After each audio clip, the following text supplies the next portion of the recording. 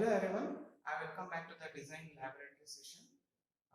In the previous session, I have explained about the Porter-Governor experiment, and today's session I am going to explain about the polariscope.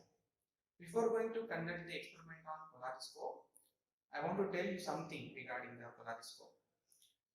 We have two types of materials, right?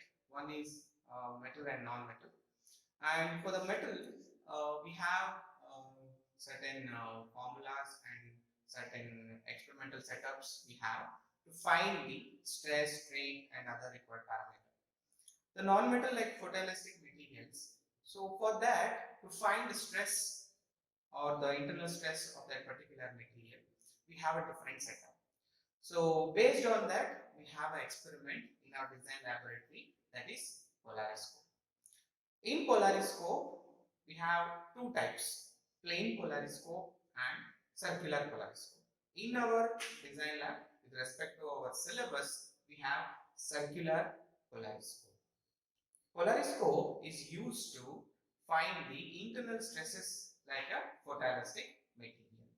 So from this, we can get the internal stress value. It doesn't give any the exact numerical value, means stresses of 50 Newton meter square or 100 Newton meter square. It will not show like that. But in that particular experiment, we will get some color fringes. When we are conducting the experiment, you will get to see. So you will get a different color fringes. So based on that color fringes number, we have some standard formulas. So based on that, we will calculate the stress value.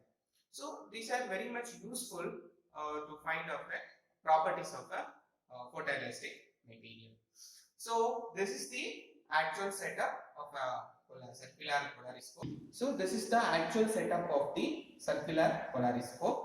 This is the source of light that we have connected for the electrical junction box, and this is the polarizer. So this polarizer will use to focus the source of light on a particular one view.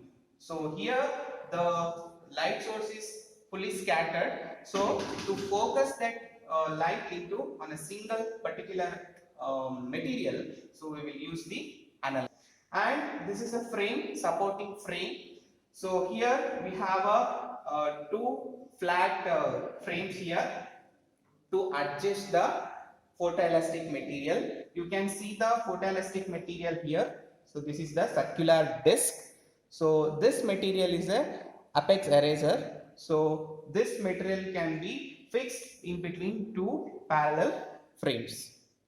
See, this is the photoelastic material that we are using in the in our laboratory to conduct the experiment. This is a apex eraser material. So now I just fix it over here,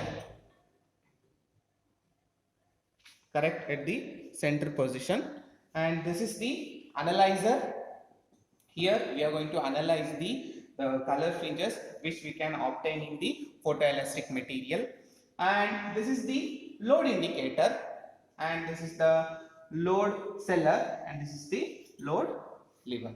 Since we are conducting the compression test, circular disc under compression test, we are going to apply the load in the anti-clockwise direction. So these are the complete setup of a circular polariscope, and the distance from this end to and this end, the distance will be, here it is given 540 mm. The distance from here to here, this will be given as b is equal to 540 mm, and the distance from starting point to the midpoint, this will be a 250 mm. So along with that, we have the diameter of the disc D is 68 mm. The diameter of the disc is 68 mm. Thickness of the disc is 6 mm. So these are the useful observation readings for the calculation.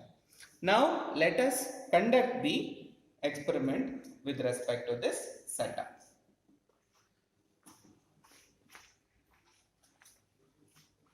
See, now this is a load lever. Okay, we need to apply the load in the anti-clockwise direction since we are conducting the compression test.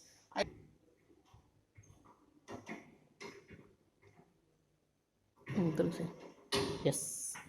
Okay. Now just look at the load indicator cell over here. I'm just applying the load in anti-clockwise direction.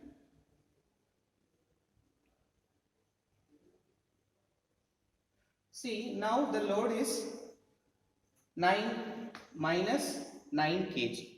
The load is in kg. Why the negative sign is? Because we are I'm applying in an anti-clockwise direction since we are conducting the compression test.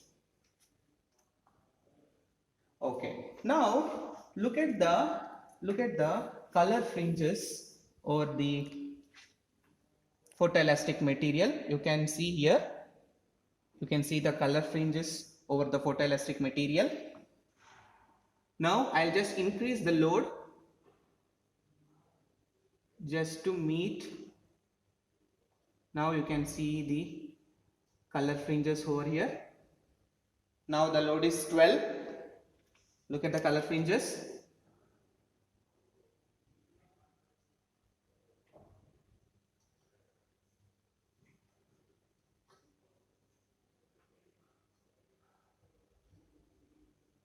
Okay, now see the color fringes. So with respect to this, just count the fringes, number of fringes, how many fringes are present with respect to the load. See, if you goes on increasing the load, you will get a different number of fringes. Suppose if you are decreasing the load means, you can observe here, you can observe the pattern. So that is nothing but the fringes. See. Now again I am increasing. I am just repeating the experiment. See. So this is the actual procedure of the polariscope. So based on the number of fringes, we have certain standard formulas. So using those standard formulas, we are going to calculate the required parameter, that is the internal stress. Okay, let us come for the calculation part. Okay, as you all know the aim of the experiment, calibration of given photoelastic material with respect to the circular disc subjected to diametrical compression to determine the metric fringe value and model fringe value. So that I have shown you while conducting the experiment, the color band of the different fringes. So using that fringe value, we can determine the model fringe value as well as the metric fringe value. Then the apparatus required for the experiment is polariscope setup. You have already seen digital load indicator and as well as the load sum. And some of the observation readings that have got from the actual setup, that is the diameter of the disc D is 68 mm, thickness of the disc, that is H, small h, that is 6 mm, and magnification factor. See, magnification factor means you have seen the photoelastic material that have placed in between the two frames. So the distance from one end to another end of the frame is how much? That is 540 mm. That is B. And the distance from one side of a frame to the center side of the frame will be A, that is 250 mm. So by with respect to that distance, we'll get the magnification factor, that is 540 by 250. B by A will get 2.16 mm. And load on the model means we have considered the load in kg, but by considering the magnification factor, we'll get the actual load 34.56 Newton. Okay. Now this is the readings, actual readings that I have got that while I'm conducting the experiment. So in explaining the experimental setup theory, I have shown the the load, how we are going to consider, and how we are going to rotate, that is in the anti-clockwise direction. So based on that, I have conducted 3-4 trials.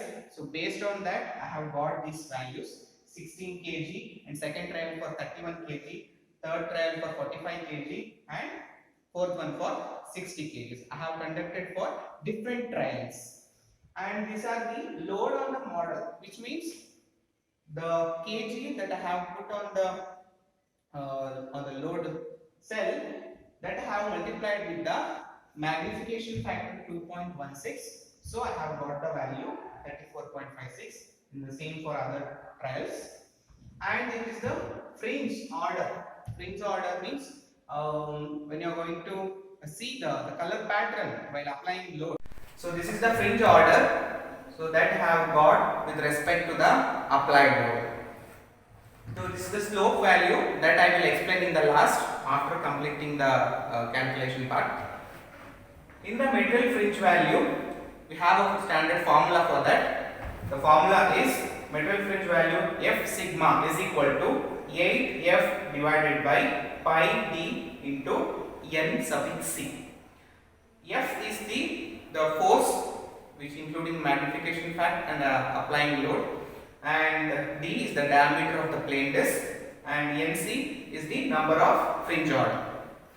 Just apply the values here and you will get the material fringe value. In the similar fashion, for the model fringe value also we have a formula 8F divided by pi d nc into h. For the material we don't have h, but for the model fringe value we have h. So just apply the value of h, that is thickness 6 mm. So you will get the answer, material model fringe value. So I have mentioned the answer over here, 12.65, that is material fringe value for the first trial, and model fringe value, that is 2.10 Newton per millimeter square, that is also for first trial. And to find the tensile stress and compressive stress, we have formula. Tensile stress is equal to plus 2F by pi d h, and for the compressive stress minus 6F divided by pi d h.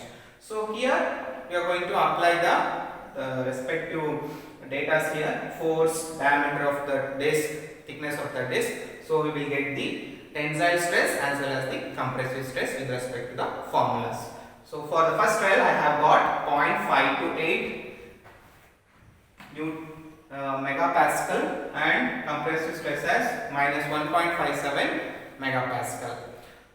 Next, based on the values that have got with this tabular column, now I can plot a graph. That is, the graph is all about load versus fringe order. Load should be in Newton, and fringe order that we have for our trials 1, 2, 3, 4. Just plot a graph, x and y coordinates. So you will get a straight line over here. So there you can get the slope. So that will give the slope value in the Newton per fringe. So for this readings, I have got the slope value 320.72 Newton per fringe. So it will be not same for each and every one, because it is based on the trial of the experiments that you have considered the applied load. So based on that, your slope value is going to vary. Only you have to consider the range. So in this way you can find out the internal properties of the photoelastic material. So in the polariscope also we have calculated the internal stress, that is the compressive stress and the tensile stress of the given photoelastic material. So this is all about the polariscope in your design laboratory. Thank you.